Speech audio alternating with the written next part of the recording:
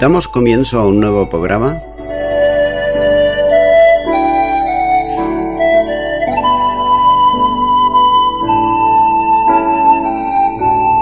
Servidores de Dios.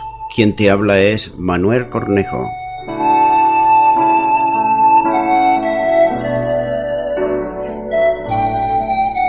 Este es un programa que está respaldado por la Iglesia Evangélica Misión Evangélica de Cataluña.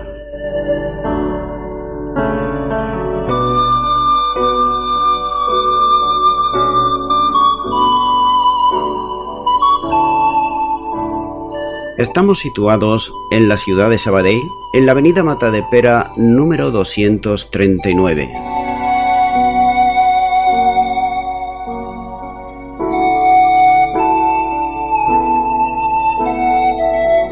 Antes de dar introducción a la palabra de Dios, estaremos poniendo una alabanza.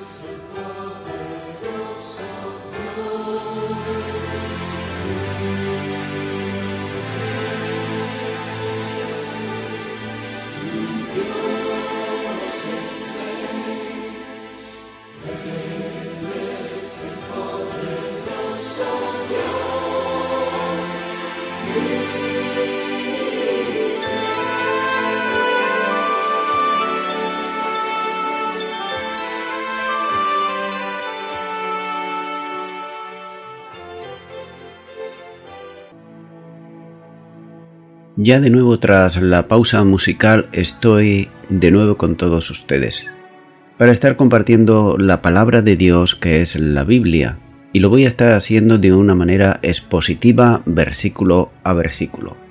Es por eso que en esta ocasión estaré compartiendo Hechos capítulo 7 a partir del versículo 35, donde nos dice la palabra de Dios: a este Moisés, a quien habían rechazado diciendo: ¿quién te ha puesto por gobernante y juez? A este lo envió Dios como gobernante y libertador por mano del ángel que se le apareció en la zarza. Esteban tiene interés en demostrar que a Moisés, el que fue instrumento para liberar a Israel, fue también aquel que antes había sido rechazado por este mismo pueblo. Sin embargo, a pesar del rechazo del pueblo, fue el instrumento para la liberación porque Dios lo había establecido y lo había hecho para ser gobernante y libertador. Así había ocurrido también con José, que había sido rechazado por sus hermanos primeramente, tuvo que ser admitido por ellos como el gobernante de Egipto, porque Dios lo había determinado así. No cabe duda que la progresión del argumento de Esteban está orientándose a lo que el pueblo de Israel había hecho también con Jesús, como se verá un poquito más adelante, ya que 40 años antes, uno de los israelitas había preguntado a Moisés: ¿quién te ha puesto a ti por juez y gobernante? Como así lo dice en este mismo capítulo en el versículo 27. Luego no había cuestión posible porque Dios lo había determinado y establecido para ese ministerio.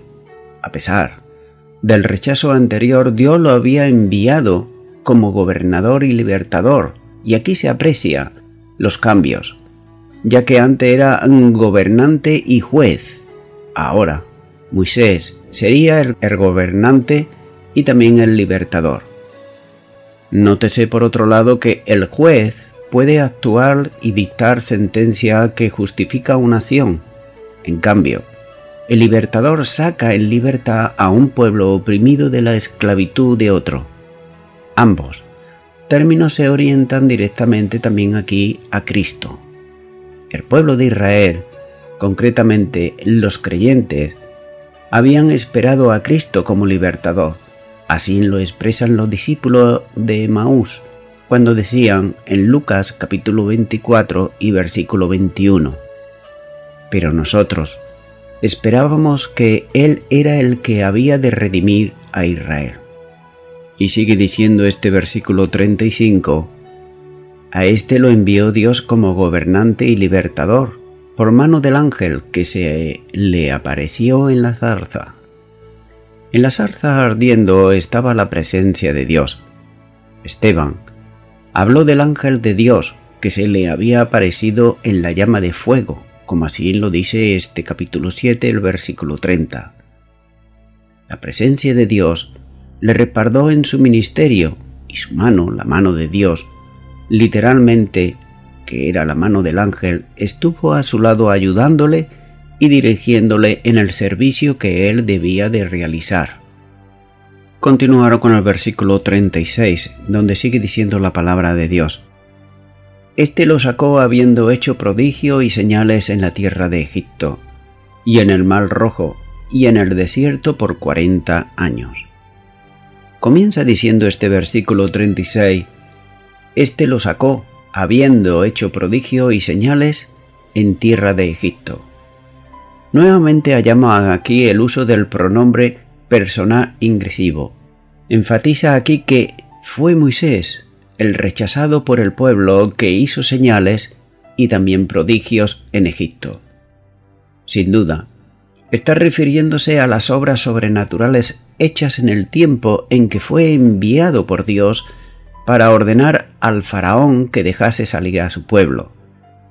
Basta con la lectura del relato histórico del libro de El Éxodo para percibir las señales, prodigios que Dios hizo por medio de Moisés, contenidas en las plagas que cayeron sobre la nación de Egipto. En el versículo anterior hace mención a la mano del ángel, que estuvo a su lado. Esto quiere decir que Moisés operó tantas señales y tantas maravillas porque el poder de Dios, es decir, la mano de Dios, la presencia de Dios, estaba con Moisés, estaba con él. Así que Moisés recibió poder de Dios para hacer todo aquello en su nombre. No era el poder de un hombre, no era el poder de Moisés, sino que era el poder de Dios obrando por medio de Moisés. Esto también hay que tenerlo muy en cuenta, ya que muchas veces puede darse el caso que el Señor sane a cualquier creyente o cualquier persona incrédula, y el sanado pueda pensar que es la persona la que le ha sanado. No. La persona que ha orado por él es simplemente el instrumento que Dios usa para él sanar a esa persona. Así que es el Señor Jesús el que realmente sana a las personas y no aquel que está orando por la persona. Sigue diciendo este versículo: y en el Mar Rojo y en el desierto por 40 años. El enviado por Dios para la obra de redención de Israel obró señales tanto en Egipto como cuando ya había salido de la esclavitud. De manera que uno de los prodigios que Dios operó por medio de él fue el cruce del Mar Rojo, que sin duda algunas en cuanto a este milagro hay algunas discrepancias en cuanto a situar el lugar exacto en el cual fue. Pero lo que no queda duda alguna es que, conforme al relato inspirado por el libro del Éxodo, el ejército de élite del faraón fue destruido por Dios, siendo ahogados en las aguas del Mar Rojo. Cuando antes se había abierto para permitir, por ejemplo, el paso de su pueblo, los prodigios y señales continuaron luego, durante los 40 años de tránsito por el desierto, desde Cades Barnea hasta la entrada en la tierra prometida. A lo largo de todos estos años, los milagros, como la sanidad del agua en Mara, como nos muestra en Éxodo capítulo 15 versículo 22 al 25. También vemos otro milagro, por ejemplo, como es el maná, en Éxodo capítulo 16. Las aguas que fluyeron de la peña, Éxodo capítulo 17 versículo 1 al 7. La derrota de Amalek, Éxodo capítulo 17 versículo 8 en adelante, y etc. Así que fueron muchísimos los milagros que Dios operó, no solamente cuando Moisés estaba en Egipto, sino también en el desierto. Y esto pone de manifiesto que aquel Moisés, despreciado por el pueblo, tenía el poder de Dios y era el instrumento en las manos de Dios, al ser enviado por él para la liberación y la conducción de su pueblo, es decir, de Israel. Inequívocamente, las señales acreditaron ante todo que Moisés era el enviado de Dios, siendo en este sentido figura también de Jesucristo, quien también acreditó delante de todo Israel, por medio de las señales que hacía, que Dios estaba con él, y que él cumpliría todo lo que los profetas habían dicho acerca del Mesías.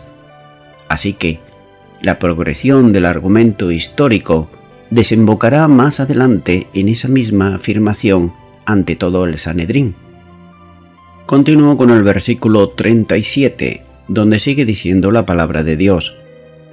Este Moisés es el que dijo a los hijos de Israel: profeta os levantará el Señor vuestro Dios de entre vuestros hermanos, como a mí, a él oiréis.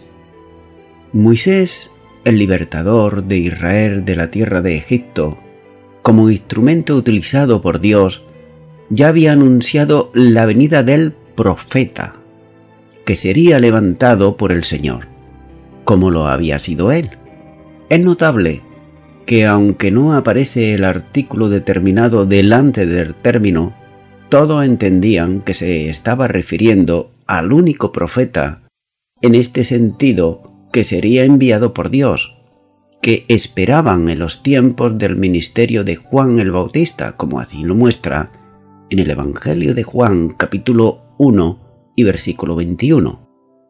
Por tanto, Esteban está introduciendo poco a poco la figura de Jesús de Nazaret, que había sido anunciado por Pedro ante los judíos como el profeta esperado, cuando dice en este mismo libro de Hechos, pero el capítulo 3 y versículo 22 dice: porque Moisés dijo a los padres: el Señor vuestro Dios levantará profeta de entre vuestros hermanos, como a mí. A él oiréis en todas las cosas que os hable. Continúo ahora con el versículo 38 del capítulo 7 de Hechos, donde sigue diciendo la palabra de Dios: este es aquel Moisés que estuvo en la congregación en el desierto con el ángel que le hablaba en el monte Sinaí, y con nuestros padres, y que recibió palabras de vida que damos. Una vez más, Esteban insiste en que Moisés es aquel que revela la ley de Dios. ¿Qué hizo Moisés? Sirvió como mediador entre Dios y el pueblo de Israel cuando Dios le dio los 10 mandamientos en el desierto, en el monte Sinaí, como así lo muestra Éxodo capítulo 20 versículos del 1 al 17. Moisés estaba en la congregación. Aquí la palabra esta congregación, el griego, usa la palabra esclesia, que literalmente significa iglesia. Por supuesto, el término describe aquí al pueblo de Israel, que estaba reunido en asamblea en el monte de Sinaí para escuchar a Dios, cuando Él estaba dando el decálogo, como así lo muestra en Deuteronomios capítulo 4 y versículo 10. Hay que notar, por otro lado, que traducciones modernas, sin embargo, usan la expresión asamblea o congregación. F.F. Bruce, comentarista bíblico, dice que así como Moisés estuvo con la iglesia, entonces Cristo está con su iglesia, ahora y siempre siendo una iglesia peregrina, la asamblea en el desierto. Así que vemos que Moisés no recibió la ley en el tabernáculo cuando Dios habitó entre los israelitas, sino que la recibió en el decálogo, en la cumbre del monte Sinaí. Nótese que antes Dios había comisionado a Moisés cerca de esta misma montaña, como así lo muestra en Éxodo capítulo 3 versículo 1. Sigue diciendo este versículo: el ángel que le hablaba y con nuestros padres. El relato del Antiguo Testamento revela que Dios mismo habló a los israelitas desde el monte Sinaí, como así lo muestran dos referencias bíblicas, una en Éxodo capítulo 2, capítulo 20, versículo 1, y Deuteronomio capítulo 5, versículo 4. Posteriormente, Dios mismo dio a Moisés las tablas de piedra, en las cuales había escrito los 10 mandamientos. Éxodo capítulo 31, versículo 18, y Deuteronomios capítulo 9, versículo 10, así lo dice. Pero la tradición judía, la que Esteban transmite al Sanedrín, enseñó que un ángel sirvió como mediador entre Dios y el hombre, y así transmitió su ley al pueblo. Sigue diciendo en este versículo Esteban que recibió palabras de vida que darnos. Moisés recibió numerosos mandamientos, en adición a los del decálogo, los cuales enseñó a su pueblo, es decir, el pueblo de Dios no solamente recibió los 10 mandamientos, sino que recibió casi 300 mandamientos, pero los principales son estos 10, así que Esteban los llama oráculos vivientes. El término oráculos se refiere a una breve frase y describe adecuadamente las órdenes individuales que Dios le dio. Cuando Esteban dice que estos son oráculos vivientes, demuestra Esteban a la audiencia que él tenía el mayor respeto por la ley de Moisés. Estaré compartiendo este capítulo 7, los versículos 39 al 43, nos va a llevar exclusivamente al pecado en el desierto, al pecado naturalmente de Israel en el desierto. Pero comenzando con el versículo 39, dice así la palabra de Dios: al cual nuestros padres no quisieron obedecer, sino que le desecharon, y en sus corazones se volvieron a Egipto. En Hechos capítulo 6, versículo 11, Esteban fue acusado de palabras blasfemas contra Moisés, pero la historia mostraba que quienes se habían levantado contra Moisés eran los antepasados de aquellos que entonces le estaban acusando, cuando Esteban le está diciendo fueron nuestros padres, quienes habían desobedecido lo que Moisés le dio como portavoz de Dios, ya que realmente aquello, antepasados de los que estaban juzgándole en el Sanedrín, se habían hecho desobedientes voluntarios, no tanto a Moisés, sino a Dios, que le hablaba por medio de Moisés. No era él quien era rechazado, ni tampoco el liderazgo de Moisés, sino que había sido sus antepasados quien lo habían hecho. A pesar de las promesas que Dios le había dado y de las palabras de vida que le había entregado por medio de Moisés en su ley, aquellos desobedientes y rebeldes al Señor habían atesorado en sus corazones volverse a Egipto, ya que parece ser que preferían la esclavitud de donde habían salido que la obediencia y dependencia del Dios Todopoderoso que le había hecho libres. Y hay que tener en cuenta que cuando el corazón está lleno de algo, se manifiesta, tarde o temprano, en la acción para llevar a cabo el deseo más íntimo que pueda haber. Como he dicho, tarde o temprano se va a manifestar. Entonces, lo que ellos tenían en su corazón, ellos tenían a Egipto. Y aquí también lo podemos aplicar a aquellos y a aquellas que, pese a haber sido liberados por el Señor Jesús de la esclavitud del pecado, tienen su mirada aún todavía puesta y su corazón en el mundo. Por tanto, de nada sirve decir soy pueblo de Dios o formo parte del pueblo de Dios si en nuestro corazón todavía tenemos nuestra mirada puesta en el mundo de donde Jesús nos sacó. Por tanto, ellos intentaron buscar un líder que los retornase al lugar de donde habían salido, como nos muestra en Números capítulo 14 y versículo 4, cuando dice: y decían el uno al otro, designemos un capitán y volvámonos a Egipto. Nótese la necedad tan grande que hay cuando un corazón no está completamente rendido al Señor, sino que aún en sus pensamientos más íntimos ellos deseaban volver a la esclavitud, pero según ellos pensaban que así eran libres. Y esto es lo que le sucede también a muchísimas personas, millones de personas en el mundo. Ellos piensan que son libres, pero realmente es Satanás quien los tiene esclavizados por medio del pecado.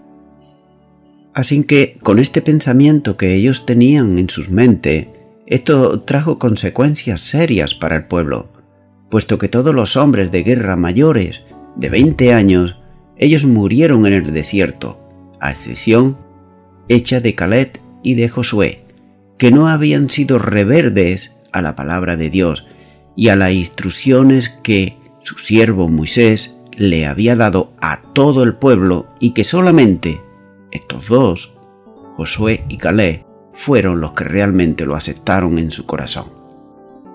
Por otro lado, la historia de Israel en el desierto se podía seguir por las tumbas.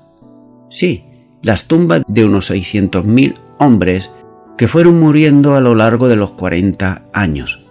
El problema era todavía más grave en aquella ocasión, ya que los descendientes de los rebeldes, es decir, de aquellos de su antepasado, rechazaron entonces no al profeta como Moisés, sino al profeta con mayúscula enviado por Dios, es decir, a Jesús de Nazaret, al Mesías.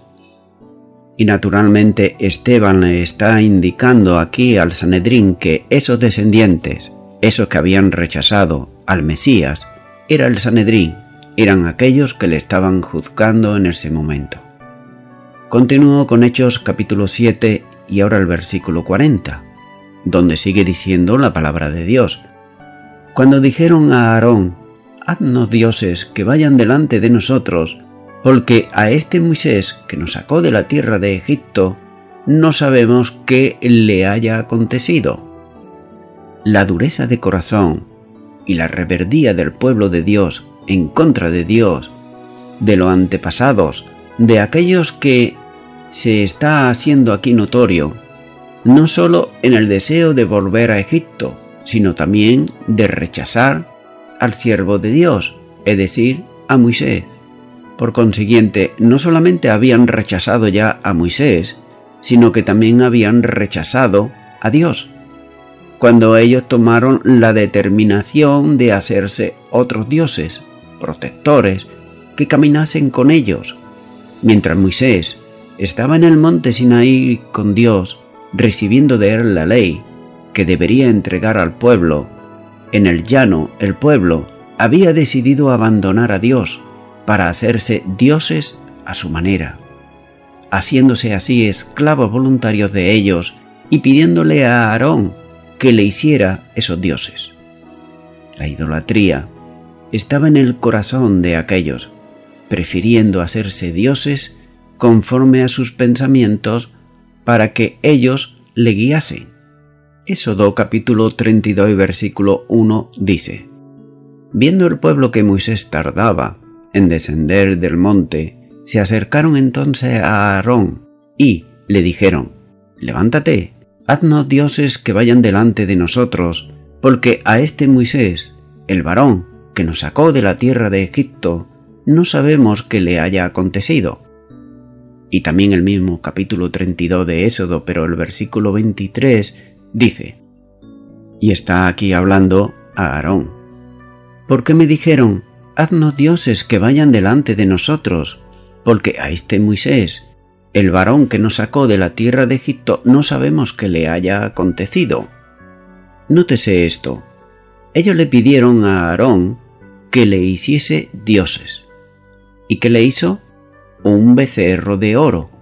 Esto nos muestra que detrás de las imágenes, sean las que sean becerros de oro, de plata, de madera, sea cualquier imagen, siempre hay dioses, inventados por la mente humana, que lo esclaviza en supersticiones en vez de buscar al verdadero Dios, el Dios de la Biblia. Muchas personas, tanto en aquella época como ahora, les es más cómodo hacerse dioses que ellos así los puedan gobernar y dirigir. Esto era lo que quería el pueblo de Dios en el desierto, y esto es lo que actualmente muchas personas desean también. Es decir, cuando se reúnen o van a una iglesia donde hay imágenes, allí aparentan ser muy caritativos y muy buenos, pero cuando salen de ese lugar son todo lo distinto. Ni conocen a Dios, ni hacen su voluntad, ni se preocupan de ello. Por tanto, aquí vemos la esclavitud del pecado, ya que las imágenes y la idolatría nunca jamás le mostrarán la palabra de Dios. En cambio, la Biblia sí que se lo va a mostrar, aquello que deben de hacer para arrepentirse y volverse a Dios. Sigue diciendo este versículo: porque a este Moisés que nos sacó de la tierra de Egipto no sabemos qué le haya acontecido. La disculpa es que ponen para un acto semejante de idolatría es que no sabían qué le había ocurrido a Moisés. Y esto lo ponían como excusa para, naturalmente, ello a hacerse un ídolo. La frase tiene un aspecto aquí despreciativo hacia Moisés. Literalmente es como si dijeran porque el Moisés que nos sacó de Egipto, así de una manera como despreciativa. Sin duda, Moisés había subido desde hacía días a la presencia de Dios en el monte de Sinaí. Los israelitas, por otro lado, consideran que hacía mucho tiempo que se había ausentado, por tanto, no sabían qué le había ocurrido a Moisés. Sin embargo, aunque aparentemente tienen alguna lógica aquí, debido a la ausencia de Moisés, la realidad es la confirmación del rechazo contra él y también contra Dios. Algunos de ellos habían subido con Moisés al monte y hasta incluso habían comido en la presencia de Dios, como así lo muestra Éxodo capítulo 24 versículos 9 al 11.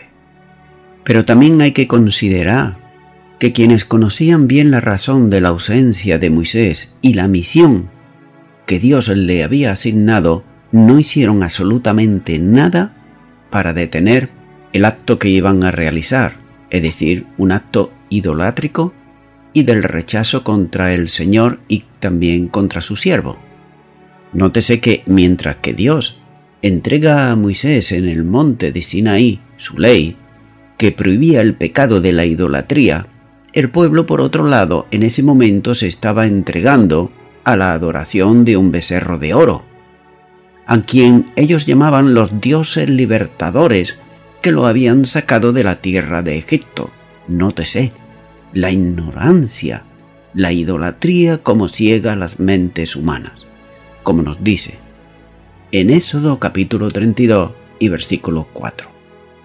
Y él lo tomó en las manos de ellos y les dio forma con buril, e hizo de ello un becerro de fundición.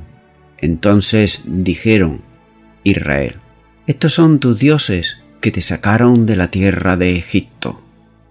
Cabe hacerse una reflexión y en la siguiente: ¿por qué Esteban se preocupa tanto aquí de llevar a la historia del pueblo de Israel cuando salió de Egipto y en el desierto? Nótese que Esteban estaba recordando uno de los momentos de mayor gravedad espiritual del pueblo de Israel: el rechazo de Dios por los ídolos y el rechazo de Moisés como el líder establecido por Dios. La presencia invisible de Dios para el pueblo de Israel no era bastante para ellos. Ellos querían ver en alguna figura que los representase. Más adelante, vemos que ellos también, no solamente Dios le puso jueces, sino que ellos querían también un rey como las demás naciones.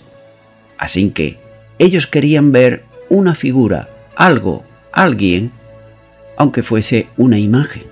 La idolatría había sido una de las principales causas de la deportación de Israel a Babilonia, tanto el reino del norte como el reino del sur.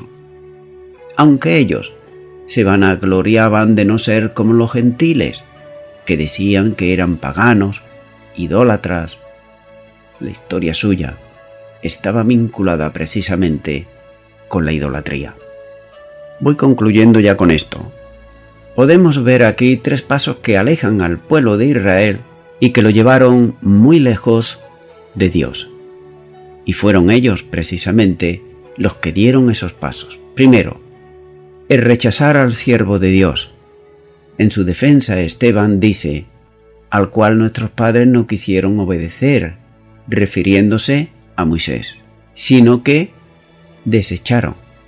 El alejamiento de la iglesia. Cuando una congregación o una iglesia comienza a alejarse de Dios, los primeros síntomas son por el rechazo al siervo que Dios ha puesto, como aquí lo muestra también la palabra de Dios, que ellos comenzaron por rechazar a Moisés. En segundo punto vemos que anhelar el pasado. Ellos anhelaban y querían el pasado. Su mirada no estaba puesta al frente, a las promesas, a la tierra prometida, sino que, como nos dice, y en sus corazones se volvieron a Egipto. No lo hicieron físicamente porque no podían, pero sí con sus sentimientos y pensamientos. Cuando alguien comienza a desear lo que ha dejado atrás por seguir a Jesucristo, amistades, vicios, diversiones, etc., ya comienza a caer. Físicamente él no está en el mundo, pero su corazón y su mente están en el mundo, y ya su corazón y su mente no pertenece a Dios. En tercer lugar, vemos fabricar un Dios a su gusto, ya que ellos dijeron a Aarón: haznos dioses que vayan delante de nosotros, y en las obras de sus manos se regocijaron. El que se aleja de Dios fabrica una nueva idea de Dios, ya que dice, como por ejemplo, no creo que Dios sea así, o si Dios es así, entonces no creo en Dios. Es decir, se hacen un Dios como ellos creen que lo pueden manejar, o quizás transfieren con fe a una imagen porque piensan que esa imagen le trae suerte o los protege y los sustenta. Todo lo diferente a lo que el pueblo de Dios, en este caso Israel, deberían de hacer, ya que Dios lo sacó de la esclavitud del pecado, ya que Dios le dio agua de la peña, ya que Dios le dio el maná, le dio codornices, comida, carne, le dio absolutamente de todo. Su calzado y su ropa nunca envejecieron, es decir, que ellos pudieron ver los milagros de parte de Dios, pero sin embargo, ellos preferían hacerse imágenes. Amigo y amiga oyente, ¿qué hace que el hombre y la mujer estén alejados de Dios? Pues precisamente es el pecado. Claro está que muchas personas tratan de engañarse a sí mismos y también tratan de engañar a las demás, diciendo o haciendo ver que ellos o ellas son buenos, son caritativos, dan limosna, etc. Y otros, sin embargo, son más resolutivos, ya que ellos dicen que el pecado no existe, y como que no existe, pueden hacer aquello que les venga en gana. Entonces, haciendo una reflexión muy rápida, podemos nosotros mirar, por ejemplo, por qué cada país de la tierra, sea el que sea, tiene leyes. ¿Para qué están las leyes? ¿Para estar escritas y nada más? En primer lugar, las leyes están puestas para que todos los ciudadanos las cumplan. Y también demuestra que si hay leyes humanas, es porque hay personas que no son precisamente buenas. Claro está, no todas son malas. Hay algunas que son un poquito mejor, pero en un momento dado pueden fallar. Es por eso que para eso están las leyes. Y en cuanto a la maldad del hombre y de la mujer, esto no tiene nada que ver con su nivel social o su nivel intelectual. No, no tiene absolutamente nada que ver, porque podemos ver en los días de hoy, y siempre se han visto, por ejemplo, personas que van muy bien vestidas, que tienen estudios, pero que simplemente están sentados en un banquillo acusados de esto o de lo otro. Por otro lado, el pecado hacia Dios, es decir, el no cumplir el deber que cada persona como ser humano debe de cumplir delante de Dios, hace que el mismo hombre se aleje de Dios, porque no quiere cumplir ninguna ley, ni reconocerla, y mucho menos obedecerla. Así que lo que nos aleja de Dios es el pecado. Pero, ¿quién hace que nos podamos acercar a Dios? Nótese que dije quién. Por tanto, estoy hablando de una persona. No estoy hablando de una institución. No estoy hablando de una religión. Estoy hablando de una persona. Esto es, de Jesucristo, el Hijo de Dios, el que dio su vida en la cruz del Calvario para redimir al ser humano que así se lo pida a Él.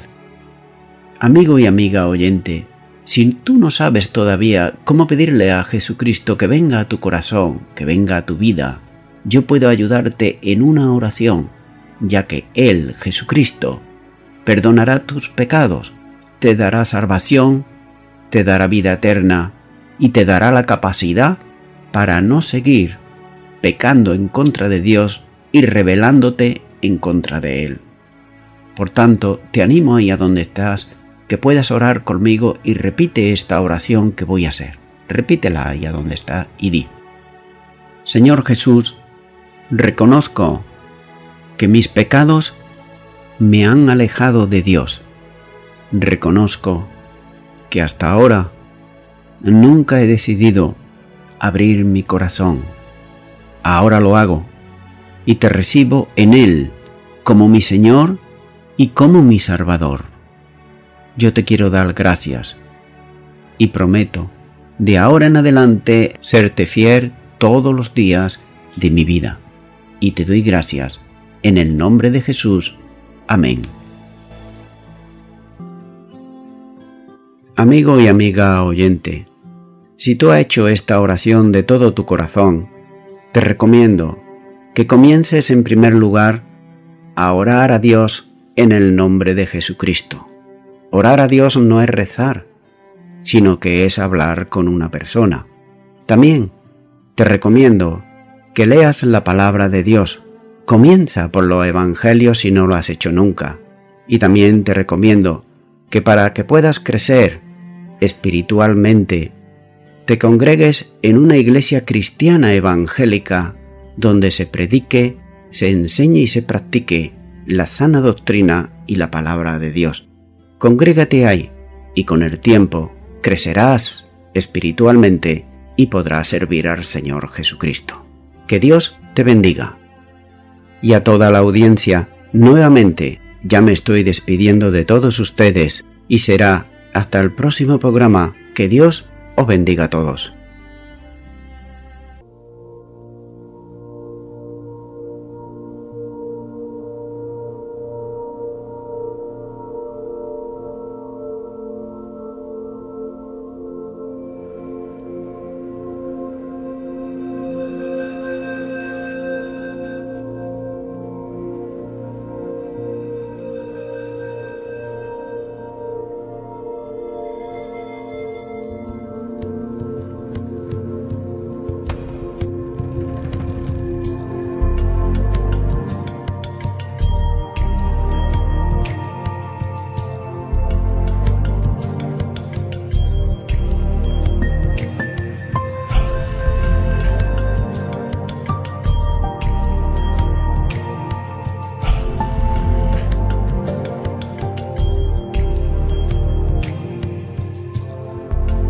Todo lo creaste,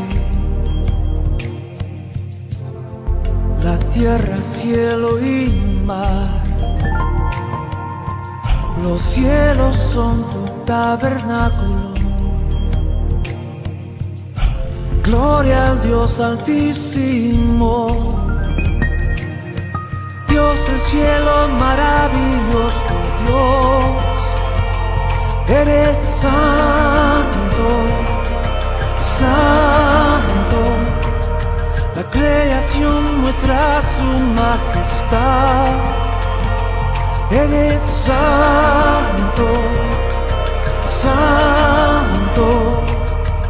Dios de la creación. Dios de la creación. Dios de la creación. Dios de la creación.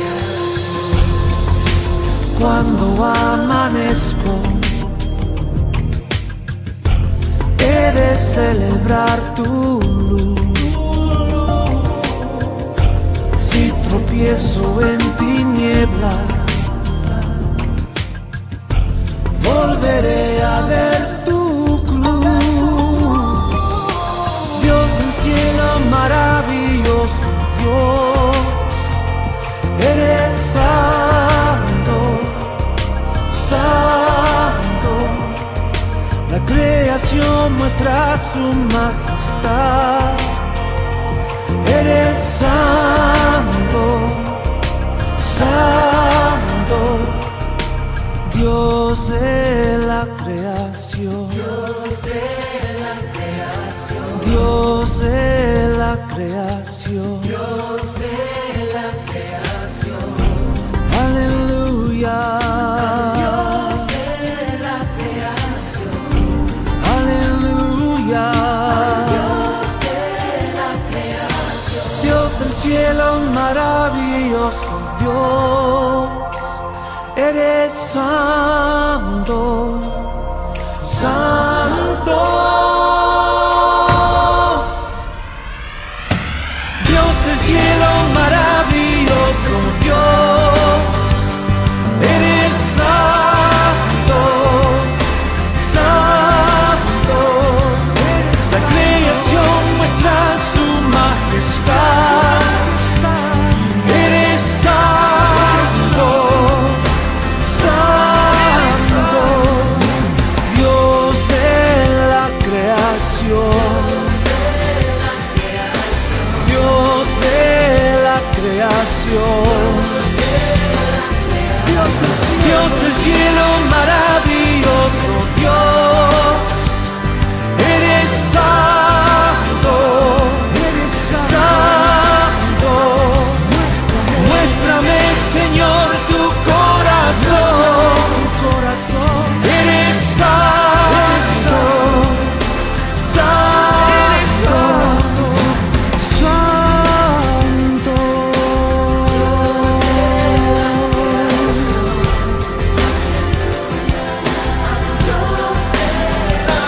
Eres santo.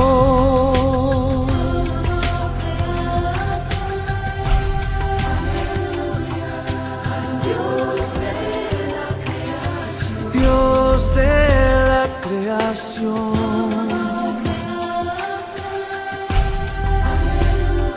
eres santo,